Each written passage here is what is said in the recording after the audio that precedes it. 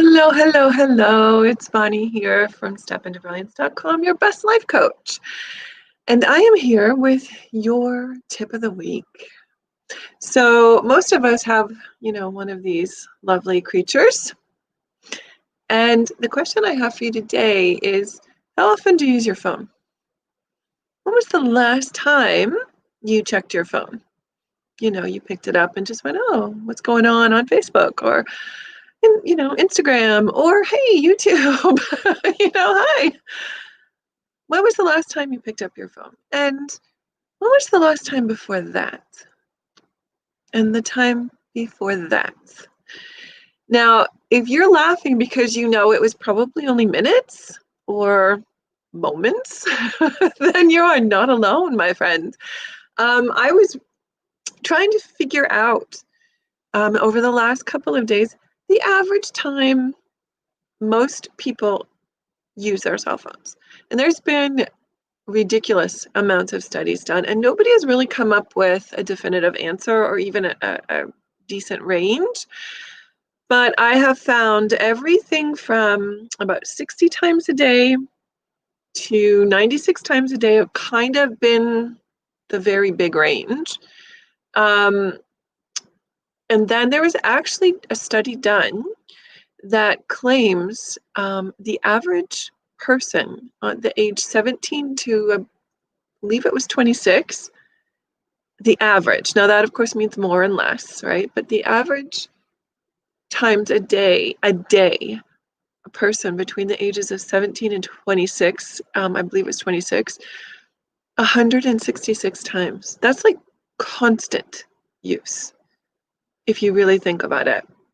So at that point, and it's cool because I don't know if all phones do this, but the iPhone has a feature on it that tells you how much time you have been spending online, and will even break it down to social media or other things that you do, kind of grouping them so you have an idea of how much time you're spending. And I have to tell you, when I was home with the whole COVID thing, before we could leave and do anything, wow, my usage went up and I really started to take notice of it.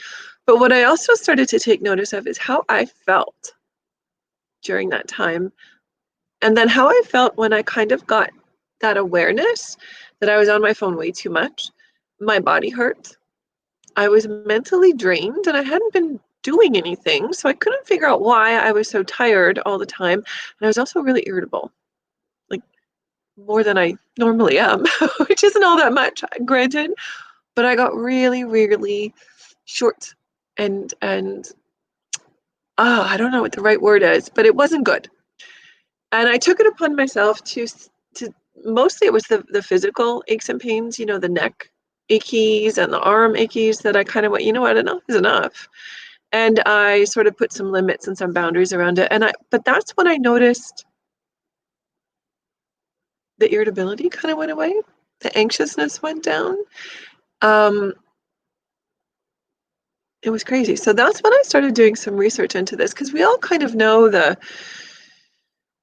stories about how it's bad for our mental health to be comparing ourselves to the reels of excellence that is on Instagram and Facebook and Twitter.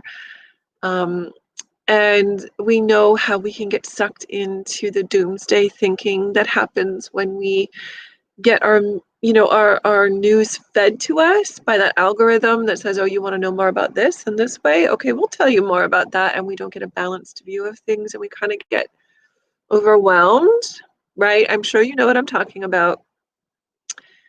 So I was curious. About how often, what's the commonality around this, and is it good for our health? Because it can be. I find it a great benefit, a stress relief when I'm going for a long drive or having to go somewhere I don't know, to have this little tool in my pocket. And that's when I realized this tool can either be the master of us with its dings and its notifications and its demands, or we can be the master of it. And unfortunately, I think a lot of us have become a slave to our phones, to some extent or another. And if you find that's you, there are tools available to help you, ironically. But putting boundaries around your phone is a great, great thing.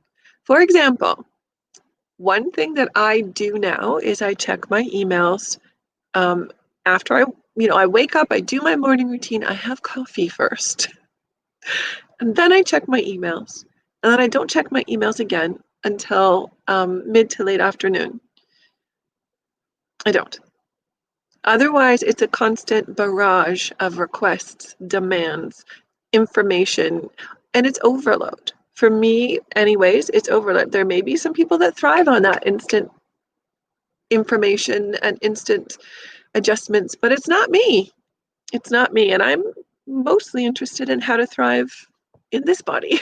So if that's you too, it's important to take stock of, do you get and I was having this, I actually changed the notification sounds on my phone. It got so bad where I'd hear that ding and I'd get a pit of dread in my stomach, like literal anxious ball of, oh God, right? Or, you just, for example, WhatsApp. I got invited to a WhatsApp group. Great. Thank you for the support.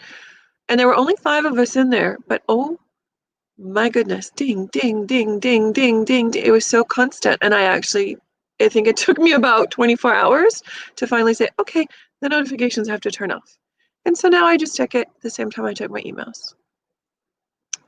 For the most part, that is working beautifully. And people are starting to catch on that I'm not going to instantly respond to them. And if they really, really need me, they probably should pick up the phone and call, or at the very least text. I'm pretty good about text still.